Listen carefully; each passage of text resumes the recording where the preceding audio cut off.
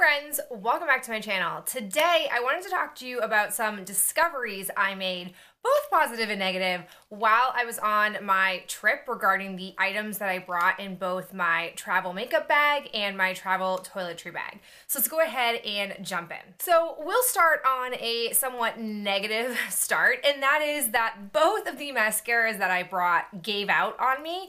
I brought the L'Oreal Voluminous Lash Paradise base, which I've used this for months at this point, and I didn't really realize it was starting to go on its last legs until about halfway through the trip. I started to notice that my mascara would flake, and I have come to learn that that is a dead giveaway, that this is no longer really that effective. For whatever reason, whenever this is near to its end, it starts to cause my mascara to flake, and I believe it's because this is flaking, and of course it's the base to my mascara. So I had to stop using this, and then I carted it all the way back to the States just to be able to talk about it and toss it into an empties. I do love this stuff. The only con I've ever experienced is that, again, it flakes when it's near its end life, but I am looking forward to repurchasing this. And then I was also devastated because the Maybelline Lassational also died on me. It just really wasn't producing much color anymore, and so I actually had to purchase a mascara while I was over abroad, which was like somewhat stressful and somewhat fine. Like, it's whatever, but I just wanted to report out that, you know, joke's on me. I should have brought just one big full-size mascara that I would have known had a lot of life in it. Something else that failed me were the Neutrogena Makeup Remover Cleansing Towelettes. These were dry as a bone. I guess the seal on these hadn't been that tight, and so when I went to go use the first one, it was like a little bit dampened, but not by a ton, and so I was like, oh, whatever, I'll use it, and then I realized it wasn't really taking my makeup off. So I think there were probably like 3 cloths left in here, but they're totally dry. So again, I carted them back to show them to you guys, and I'm really glad that I brought my Ulta makeup eraser with me, because without that, it would have been a train wreck getting my makeup off. But like I predicted, it was really small, so at the very end of the trip I was having to really try to like find real estate on the towel to take my makeup off with, because I didn't have a lot of space left. So my whole goal of saving these for the trip ended up failing me terribly. I do have a positive discovery though, wrapped in a negative, which was that the converter that I bought to charge my cell phone with and to be able to plug my hair straightener in, it did beautifully with my cell phone, but it actually didn't power my hair straightener. So I, at first, was borrowing somebody else's to straighten my hair, and then I thought to myself, like, that's a big production, that's unnecessary, like, why don't I just pick up some hair gel? I already need like some mascara. So when I found a like somewhat department-y store, I think it was like their equivalent of an Ulta, I think, I found some hair gel there, and I started scrunching my hair. And whenever I do like allow my hair to be its natural curly form, I do put some kind of anti-frizz product in there to help it not frizz out throughout the day. And so that's when I brought in the Cool Way Smoothing Lotion. Technically, this claims that it's supposed to smooth manageable hair with no frizz. The directions say that you can apply it as needed to damp or dry hair and style as usual.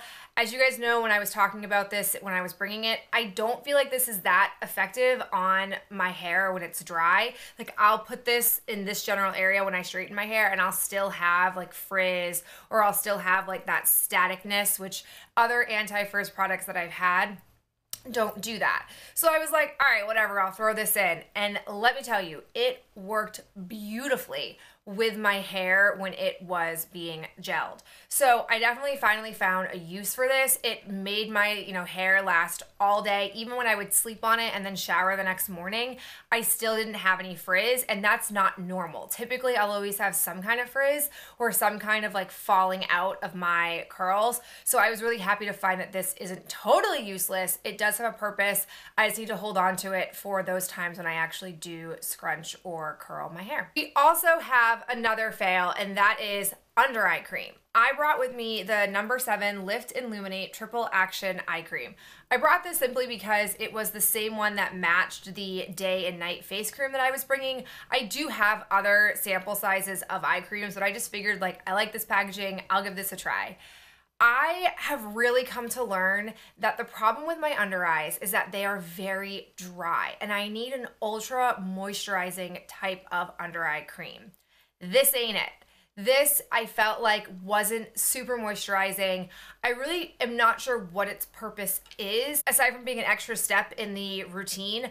I am not gonna throw this away only because I feel like maybe this summer when things are a little bit more damp or it's more muggy out, this could be fine, but it really dried out my under eyes. Like, they're already naturally dry, and so to not be putting on an ultra moisturizing under eye cream, it really impacted my eyes to the point where I had to stop baking underneath with my Laura Mercier translucent powder.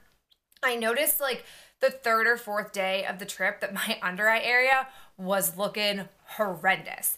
We're talking like it looked like it was very cakey and it had like sunken into any of my fine line areas. Like, it was making them look so much worse. At first I thought to myself, like, was it the under eye concealer, the Maybelline Instant Age Rewind plus this? And I thought to myself, no, what's the only thing different in your routine right now? And that was the eye cream. And I also really noticed that my under eyes were much drier than usual. So what I did for the rest of the trip was I still applied the eye cream. I'm not sure why in the end I did that, but I stopped applying the powder, and that seemed to make things okay. The Maybelline Instant Age Rewind was still doing its job, helping to fight, you know, under eye circles. We did a lot of stuff on the trip, so I was definitely tired, but it was such a blast. I would never take it back for a second, but I definitely found that I need to either take my full-size, beloved Belif moisturizing under eye balm, or I need to be able to find a travel size version of that to bring with me, because a regular eye cream just does not work for me this time of year. The last thing I want to report back to you guys on is my Studio Makeup On The Go eyeshadow palette in Cool Down that I brought with me. As a reminder, when I brought this palette with me on the trip, I had not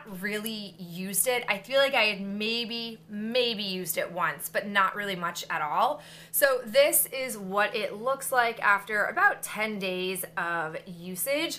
I have to say, I don't hate this palette, but I'm also not in love with it entirely. I pretty much used almost every shade in here, and I didn't ever like dislike the looks that I was doing, but I felt like there was a lot of sameness happening. Like, I felt like regardless of if I applied this in my crease or this color in my crease, I was getting the same like effect or same type of look.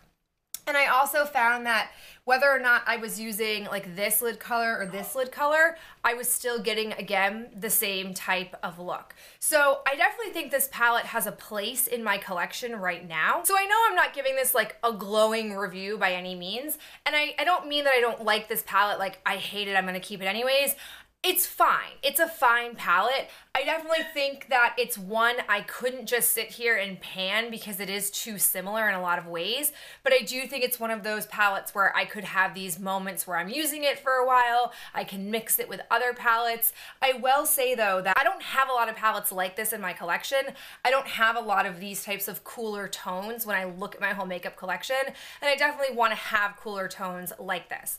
But I will say that I feel like maybe in my drugstore eyeshadow palette collection, which I haven't showed you guys yet, it's kind of expansive, I feel like my rule is going to be that I'm only going to keep one type of palette like this in my collection. I definitely think that maybe in my drugstore ones, I have similar types of shades, maybe not every single shade, but I'm going to have to force myself to decide if I'm going to keep one of those or keep this one. I don't think I need to keep a multitude of shades like this in my collection, if that makes sense. So performance of it was decent. I just don't feel like there was a ton of variation in the looks I was getting, which was fine. I didn't need to have a lot of freedom. I didn't have a ton of time to play with makeup during the vacation, but I at least was glad to have gotten some use finally out of this. All right, guys, that is it for me and this little roundup of discoveries I made while I was on my trip. Hope you enjoyed watching today, and I'll talk to you guys in the next video real soon. Bye.